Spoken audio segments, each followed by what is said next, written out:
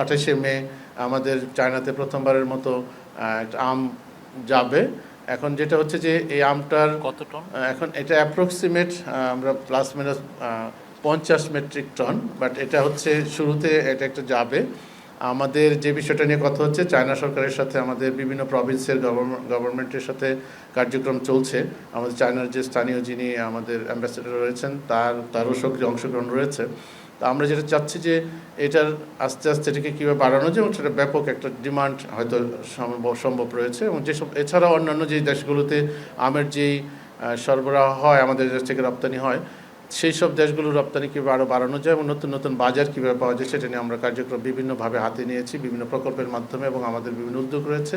আমরা যেটা চাচ্ছি, স্যার আজকে আমাদেরকে নির্দেশনা দিয়েছেন যে আমাদের কান্ট্রি স্পেসিফিক নিড এবং ডিমান্ডটাকে আমরা এক্সপ্লোর করে সেইটাকে কীভাবে আমরা মার্কেটটাকে ধরতে পারি এবং সেই মার্কেটে কীভাবে আমরা নতুন করে আরও নতুন উদ্যমে যেতে পারি সেটা নিয়ে আমরা কাজ করব।